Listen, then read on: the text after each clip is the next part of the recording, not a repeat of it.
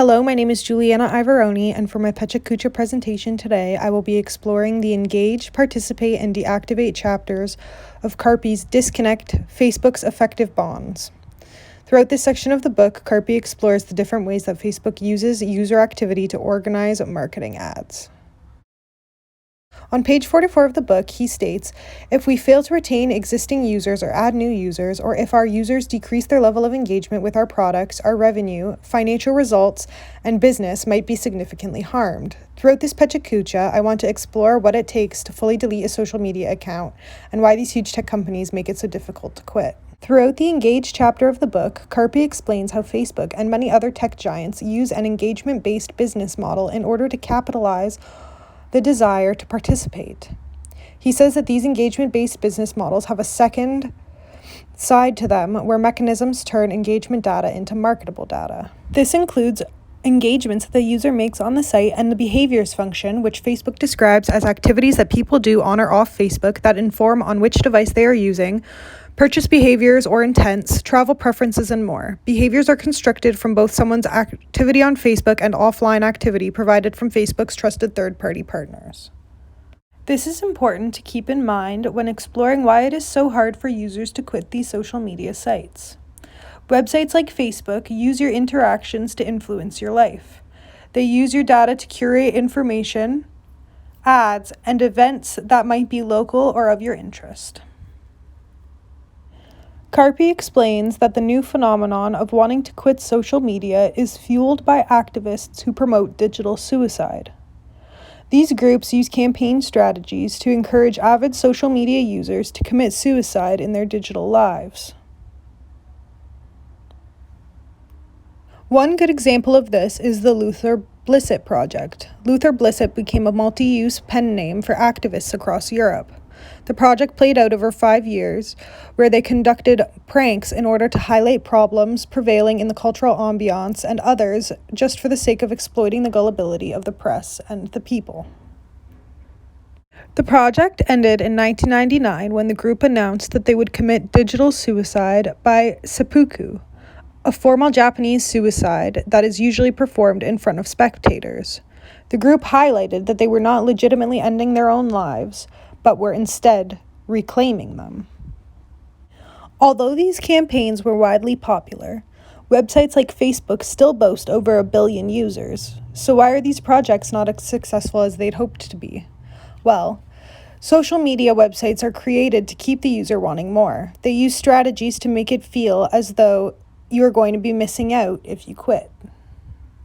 Facebook has 3 different ways that you can quit their site. The first way is the most common, and it is just to log out. This keeps your timeline and profile exactly how you left it, and friends and other users will be able to message you and look up your profile whenever they please. The second way to quit Facebook is to deactivate your account. To deactivate your account, you must go through your settings and into the privacy setting. From there, you can choose to deactivate your account. And when you deactivate your account, your page is not accessible to the outside world or to any other users. Other users will not be able to see your profile. However, all of your information will be saved so that you have the option to reactivate your profile in the future. When deactivating your account, Facebook tries to use every possible strategy to keep you there. Once you click the deactivation button, a page will open with pictures of your friends and other users who will miss you when they're gone. You will then be prompted to confirm that you would like to deactivate your account. This strategy is used to make you feel like you will be missing out on something once your account is deactivated.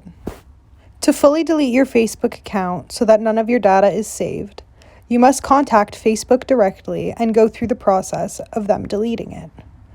Once your profile is deleted, the erased data can never be recovered again. Facebook uses these strategies to make it extremely difficult to delete your account so that the user is forced to really think about whether they want to delete their account or not.